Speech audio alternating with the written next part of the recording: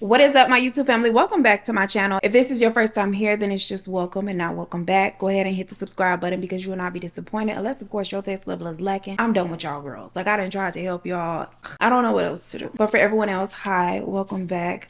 Y'all, I'm almost done with this. I have about 100 pages to go and I'm really enjoying this. And I know a couple of y'all are reading this along with me. So I've decided that instead of another community post, I'm going to do like at the end of this month, a video form of like that review that's without spoilers. And then I'll do some shorts dedicated to each individual video and I'll go really in depth. That way, I don't spoil it for the people who haven't read it, but the girls that have read it, we can talk about all of the things. You guys really enjoyed the video I did recently about the lady who was locked up abroad over in Thailand. And so I got another one for you. Today, we're talking about the case of Khalila Salim. Child, is a lot. So without further ado, I'm gonna go ahead and get right into the story. Now, she does have an episode of Locked Up Abroad on like whatever network that's on right now. And I'm gonna let you know right now, baby, most of what I'm about to say is different from the episode because according to her, a lot of the things were changed. And when the episode comes on, it does mention that they had to change some names and locations for people's protection and privacy. But she herself said that they did a lot of changing to make it like really, I guess, entertaining, sensational, whatever, even though her real story is very crazy. But we're gonna get into that today, the real facts. In 1994, Khalila was 17 years old. She had grown up in North Philly her entire life. She's also grown up Muslim. She gets married at the age of 17, and not because she wanted to or because she had fallen in love, but because that is what was expected. Girls grow up, they graduate high school, they get married, they have babies. But unfortunately for her, or fortunately, I don't know the circumstances of her marriage, but it does not last. And by 1999, she was a 22-year-old single mother of a 3-year-old girl. Now, a friend of hers is kind of, telling her she needs to get her feet wet, get back in the dating pool, and she knows just the person. Her friend has a brother who she feels like will pair well with Khalila. The friend is always telling her, my brother's a great guy, you're exactly his type, he would just love you. Like, let me just introduce you guys. Now, this brother lives in Vegas, but he is in town for the summer, and she really wants to introduce the two. When they meet, the two of them are immediately drawn together because, according to her, he was very, very three varies attractive. And make no mistake, Miss Khalila here is also a very beautiful, attractive woman. So the attraction is mutual. They talk for a bit in person, they exchange contact information, and over the following days, they are talking like nonstop. Now, he is telling her about all the glitz and the glam that comes along with Vegas life. Things are going very well for him in his business. But unfortunately, Khalila does not have the same fairy tale story or fairy tale lifestyle that he has. We'll call him Roy because that's what she calls him. So Roy is telling her very early on, like almost immediately, that he would take care of her. She needs to come to Vegas and be with him. She won't want for a thing. And as a single mother in Philly, she's been struggling to take care of her daughter. But he's still a stranger. And she lets him know, like, I can't be that reckless. I got a baby. And picking up my life, moving my daughter to Vegas from Philly with somebody I've only known for a couple of weeks is not a bright idea.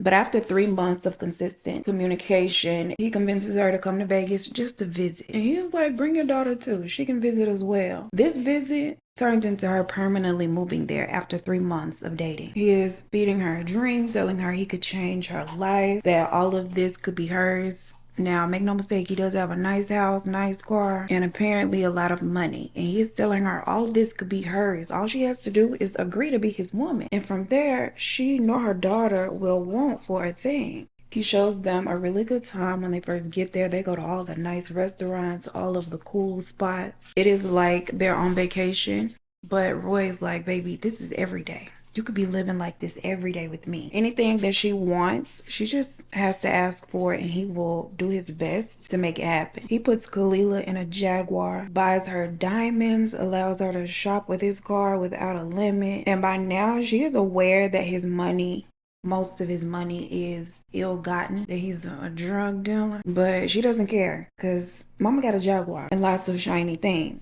And her daughter has a nice bedroom. It is decorated perfectly and pretty for a young girl. So both of them are pretty happy. Now, he also does work as a music producer. In the following months, Roy is very hands-on with her daughter. Very nurturing, very kind. He immediately goes into daddy mode. They have dates with the daughter where they take her to get ice cream. He takes her to the park and to do all of these things that typically make a child's little face light up. And Kalila is still happy, but at this point she is waiting on the other shoe to drop. You know how some things just feel too good to be true? That is in the back of her mind. And after being there for a couple of months, Roy's mask finally begins to slip. He becomes controlling. He's at times very cold toward Kalila and very up and down is how she described his personality. She also said she believed that he might have been bipolar. So with this, the relationship becomes somewhat rocky. After the first year or so, she's pretty much learned how to deal with him and what his triggers are. And she is also using the casino as a coping mechanism and an escape from the house. But she quickly develops a gambling habit.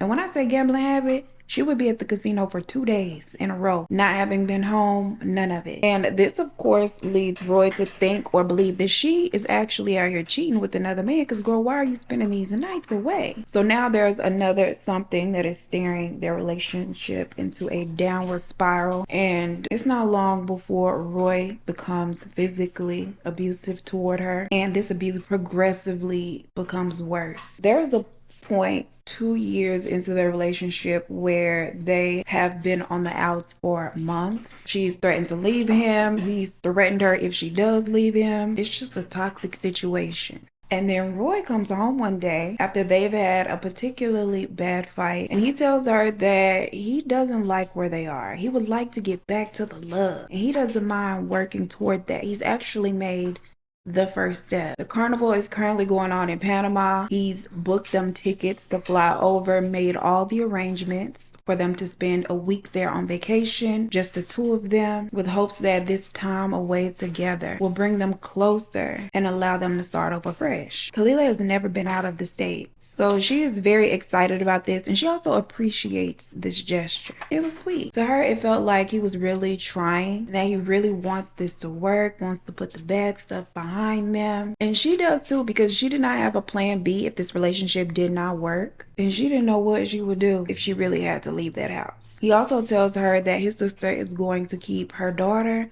while they're gone, who is now 5 years old. Like, he has literally planned everything out. All she needs to do is pack her bags. They get there and Panama is a vibe, okay? They are put up at a nice hotel. They go out sightseeing, experiencing the culture, holding hands in the park. It feels like exactly what they needed. But the third morning, she wakes up and Roy is not in the bed. And she thinks that he's up, maybe in the bathroom. But he's not. So at that point, she's like, okay, he has to be downstairs, maybe getting a little continental breakfast. She goes downstairs to do the same, and still Roy is nowhere to be found. So mama gets her breakfast and she goes out to lay beside the pool. After laying out there for a while, enjoying herself, Roy pops up from God knows where, and he tells her that he needs her to come up to the room. They need to talk. His energy is off. He feels very flustered, and it's as if he's rushing. So she grabs her things and hurries to follow him. From the pool all the way up to the room, Roy is avoiding eye contact with her. He's just being really weird. And at this point, she believes that he is upset about something. She has no clue what.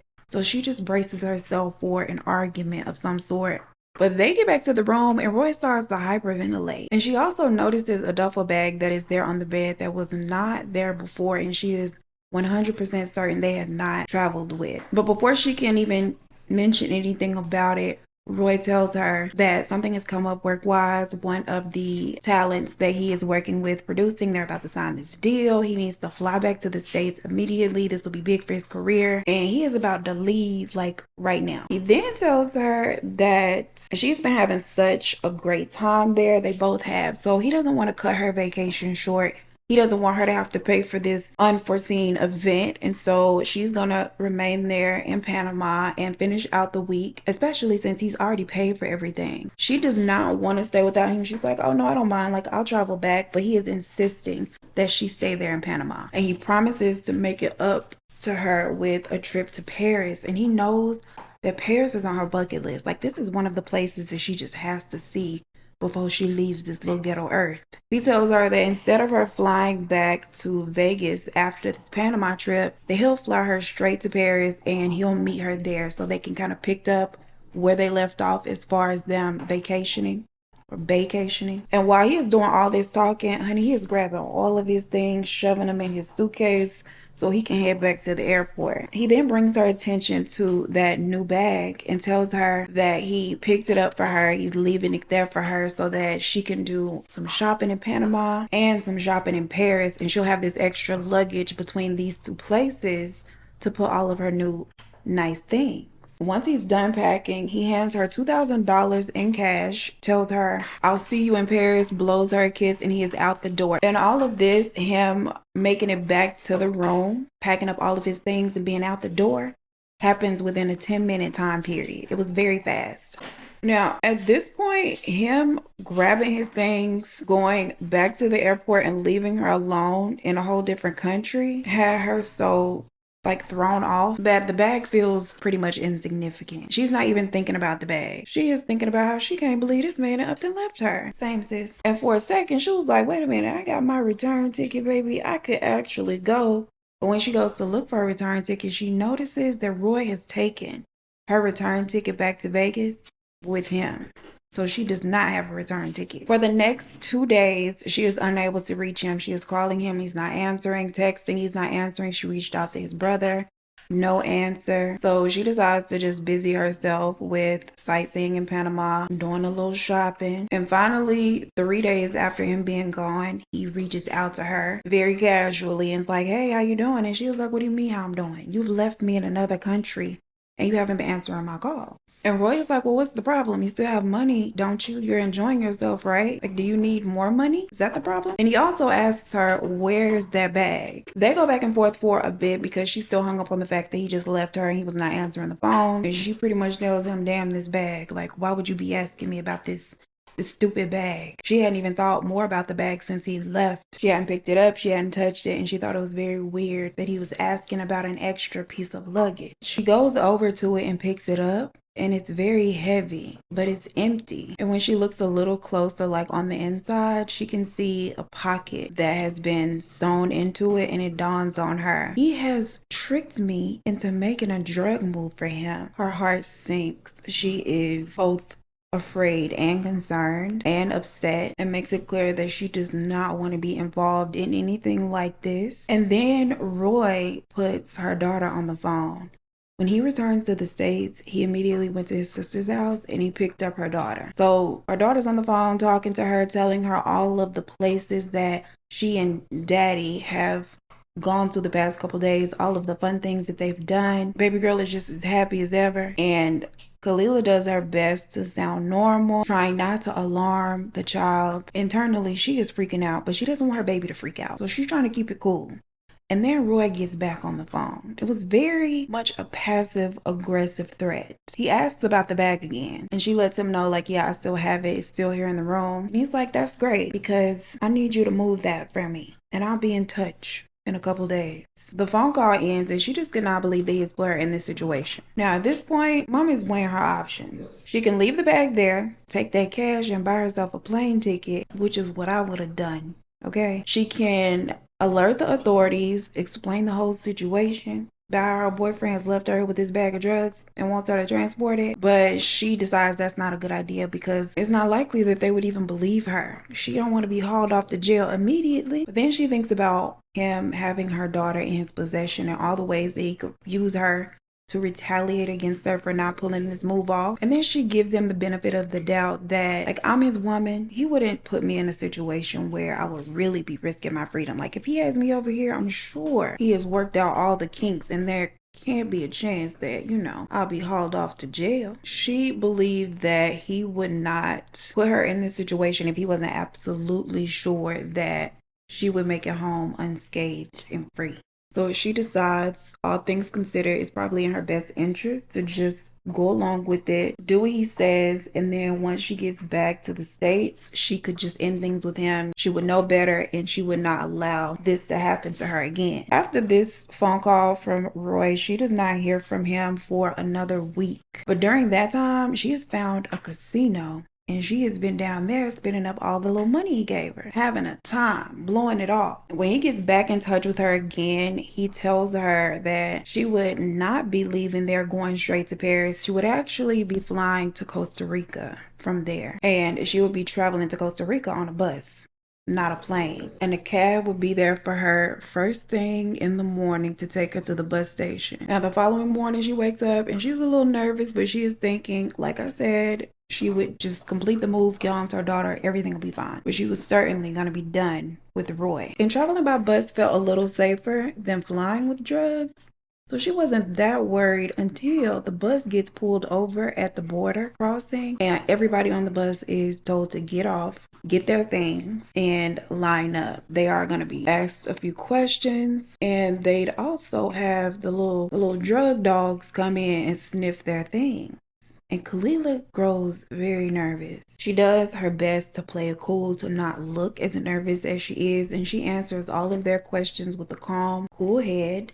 Well, the appearance of one, doing her best to keep it together. One dog passes by her just fine. The second lingers for a second and her heart is racing. But that dog only saw for a couple of seconds. She also said they were Cocker Spaniels, not German Shepherds. I ain't never known a Cocker Spaniel to be a drug dog, but child, I ain't go to drug dog school. Everyone is cleared to reboard the bus and they enter Costa Rica without incident. She reaches out to Roy, lets him know she made it just fine. He sends her more money, some of which is to be used to purchase her plane ticket to Paris, and the rest of it is for her to just go out and enjoy herself because she will be spending a week there in Costa Rica, which she was not upset about at all. She actually was looking forward to that little piece because Costa Rica was also another place she wanted to see. So she went out exploring and having a time. The only downside is that during this week, it's her daughter's 6th birthday. So she's obviously going to miss it, and she is not happy about that at all. But Roy tells her not to worry about it. He'll throw her a great party, make sure she's very happy, has everything she wants, which is beside the point for Kalila because she wants to spend that time with her daughter. And up until this point, it's obvious that there are drugs in the bag, but she's not been told what. So she starts asking questions about that because he's been very evasive. And her questioning him about the contents of the bag, paired with her frustration about not being there for her daughter's 6th birthday, really ticks Roy off. He starts going off on her. He was like, haven't I given you everything you've ever asked for? Don't I take care of you and your child? Like, don't be ungrateful. And he says to her, don't study the roots, just pick the fruits. And I ain't gonna lie, that's real smooth. I have to give him that. I'm gonna use that when mine start asking questions. The day before she is supposed to fly out to Paris, she goes to the airport to purchase a ticket, but it's told at the counter that they don't have straight flights from Costa Rica to Paris. She will have to fly into Cuba and then purchase another ticket and fly into Paris from there. And she is worried at this point because she's an American. This is Cuba, haven't been on good terms for a while, okay? But what other choice does she have? So she purchases a ticket for 7:30 a.m. the next morning. The clerk at the desk asks if she needed the bag or if she would like to check it. That way she wouldn't have to lug it around all night just to bring it right back in the morning. And it's heavy. She is tired of lugging it around. She just wants to be free of it, even if it is just for a night. So she says yes, and she checks it. She goes and gets herself a hotel room for the night. She takes out that bathing suit, swims around in their pool, has herself a couple cocktails, trying to relax. But the next morning, she wakes up with a terrible feeling in the pit of her stomach. And Mama is thinking she probably should not have checked that bag because Customs has likely given it a thorough check, and they probably found them drugs. What if they were waiting on her to show up at the airport, hand over her ticket, and then arrest her immediately? But again, what other choice does she have? So she heads on to the airport with her ticket and she is just hoping for the best. She is literally shaking, going through TSA thinking at any moment there's going to be a whole scene. They're going to pop out on her. They've been waiting on her all night, have her throw her hands in the air and arrest her in front of everybody, if they don't shoot her down. But she makes it to her gate without incident. When she goes to board, she hands over her ticket, still very nervous. And her bag is brought up, but only to tell her that it was already en route to the plane and she is greenlit to get on. Listen, the way my nerves set up, I would have been and threw up on somebody by now. I ain't gonna hold you. Just like Stan from South Park whenever he saw Wendy. And the way Mama likes coffee, that wouldn't be the only thing going on, baby. It would have been a mess. Do you hear me? She makes it to Cuba. She is reunited with that bag. But luckily for her, it was not flagged in any kind of way. She picks it up from the carousel and heads to the counter to purchase her ticket to Paris. Now, Cuba and the U.S.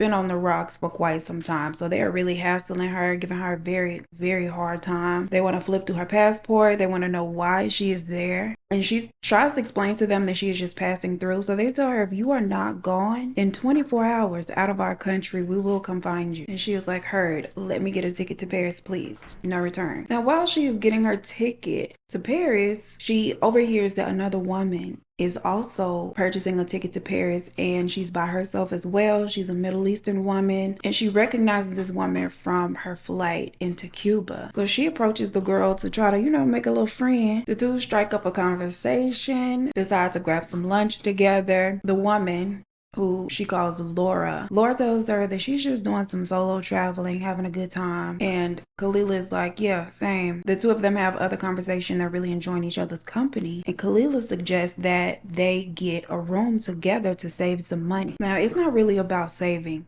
money. By now, it's been over a month since Kalila has left Vegas for Panama, and at this point she's very lonely. She just needs someone, some company. So that's what it's really for. Besides, she is really enjoying Laura's personality, her company, all of that. They check into their room, and the plan is to go have drinks, but Kalila notices something very, very interesting. Laura's bag that she has picked up is identical to the one that Roy had given her. The bags look the exact same. And something in her gut says that that's not a coincidence. But she doesn't want to ask Laura about it because she doesn't want Laura to know she has drugs, and she doesn't want to make it weird because what if she's wrong about what's in Laura's bag? So she puts it to the back of her mind. The two of them go out for a night on the town. They have a great time down to the discoteca, as she called it. The very next morning, bright and early, Laura gets a phone call. Now, Kalila can't make out what is being said to Laura, but she can hear that it is a man's voice, and he sounds very demanding. And while on the phone with this man, Laura's demeanor completely changes. She's very different from the bubbly, lively personality that she had presented to Kalila. And she is very solemn, very serious, just different. And when she hangs up, she tells Kalila, look, I've not been completely honest with you. I know what you're doing. I'm doing the same thing, and we cannot both get on this flight. It'll be too risky. She tells Kalila she does not think it's a good idea, and she thinks Kalila should change her flight. And Kalila tells her, look, I've been away from my baby for over a month. I'm this close to being back home with her. I'm not changing my flight to a later one. That's not happening. If anybody is going to switch to a later flight, and if you got these concerns, it's going to have to be you. And Laura tells her, look, I'm a student. I have classes starting soon. I can't afford to take a later flight. She has to get on this particular flight. Like, she doesn't have a choice. She even offers Kalila money to change her flight, but Kalila got Roy on tap. Money ain't a thing. So she's like, no, I'm sticking to my guns. I'm not changing. I'm staying on this flight. So Laura grabs her bag, says, best of luck to you, and she walks out of the room, which is also kind of weird because, girl, our flight ain't till later. Like, where are you going? You're gonna see. A couple hours later, Kalila takes a taxi to the airport. Again, she is nervous, but she checks the bag. And when she makes it to her gate, she sees that Laura has already made it there. She is already lined up to board the flight. She too joins the line. It's about 7 people in between them. And you know how you casually just look around, check out the scene? That's what Laura does, and the two make eye contact. But Laura immediately turns back forward, and she never looks back again. And a few minutes later, an airport attendant approaches Laura. The two chat very briefly, and then this attendant has her step out of the line, and they personally escort Laura onto the plane. And the only thing that really goes through Kalila's mind is like, wow, she must have better connect than Roy does, because she even has a connect at the airport. Must be nice. Moments later, the airport personnel approaches Kalila and asks her to step out of line. But instead of escorting her onto the plane, child, they walk her to a back room, and she is internally losing it. In the room, her checked bag is on the table. She's still trying to play coy, like she don't know what's going on. She's like, is the plane gonna wait for me while we chat? And they're like, yeah, it's gonna wait for you. They empty out the bag. All of the contents on the table is just her clothes, but the bag is still, of course, very heavy. And she said even with the clothes inside, the weight of the bag was just like, clothes wouldn't have weighed as much. They're asking her why she's there. She tells them that her boyfriend sponsored a trip. Trying to keep it light, trying to keep a cool appearance, but they pull out a pocket knife and they cut the lining of the bag and pull out several other bags that are taped very well, very tightly. They ask her what it is. She says she doesn't know, which is kind of the truth. She doesn't know exactly what it is. She has an idea. And when they cut open the first bag, there is a powdery, sticky substance. They also pull out this testing kit that had a liquid in it that was clear, and they tell her, if we put some of this in this vial and it turns blue, it's cocaine, and you are in big trouble. Sure enough, the liquid turns blue, and with the amount she has on her, she is facing between 15 to 30 years. She's just sitting there feeling like this is just a bad dream. It all felt very surreal. And all she can think about is all of the checkpoints she had gone through without being caught, the dogs, checking the bag twice. She felt like the bag, or what was in the bag, had been like perfectly concealed. And this wasn't them randomly catching her. She believed that Laura had tipped them off. They transport her from the airport to a police station, and she's taken into a disgusting holding cell. So nasty, she didn't even want to walk in. She hesitated right at the threshold. And it is still her hope that at this point she can just tell the truth. They'll go after Roy, and she'd be free to go home and reunited with her daughter. That's the hope. But all of the jail girlies in there are telling her, like, girl, no, that's not going to work. Your life is over. You're not getting out of here anytime soon, ma'am. Hate to break it to you. And the U.S. does not have an embassy in Cuba. There's only a small office called the U.S. Interests section. And she tells them everything, and they do make an attempt to locate Roy, but they come back to her with some good and some bad news. Roy had found out that things had gone wrong with her and that she was now imprisoned in Cuba, and we heard that they had been given his name. He went on the run, so his location is unknown, but he did have his sister take the daughter and drop her off at Khalila's mother's house as soon as he found out she had gotten arrested. And they of course had a lot of questions for the sister, but the sister didn't answer any of them. She was like, I don't know anything, I don't know where the mom is, but here's the kid. So they don't even know, her parents, they don't even know that she is locked up yet. But she does find comfort knowing that her daughter is safe, because that was a huge concern for her. She just now needs to fight this case, and it's obvious that Roy is gonna be no help in that department. She really believed that he was gonna step up, come clean, and take the hit. She's then transferred to a women's prison, which is way more disgusting than the jail. And there are not any toilets. There are just holes in the ground. You want me to put my hand down? Bella, please, girl, you interrupting the things. There are no toilets. There are just holes in the ground that have empty 2-liter soda bottles that they are to squat over and relieve themselves. There are rats, roaches, and everybody is just so rude. She said that she was the only American in the female prison, and she felt like everybody just hated Americans, girl. They just hated her. After 3 months in prison, she is finally allowed to contact her family and let them know that she is currently locked up. She is also finally tried, and Mama was carrying 8 kilos of pure coke. Her father hires a lawyer for her, but the lawyer is Cuban, and she just didn't feel like he was working in her best interest. She said it still felt like he had an alliance and allegiance to his country. He told her apologize and also thank them for catching her, and then she sent back to her cell to await her sentence, which would come by a letter. It ends up being 15 years in prison, straight time, no possibility of parole. And she knew that that was a possibility. And it was honestly on the lower end of what she was facing, because she was facing up to 30. But still, it's devastating to find out that you're going to be here for a decade and a half.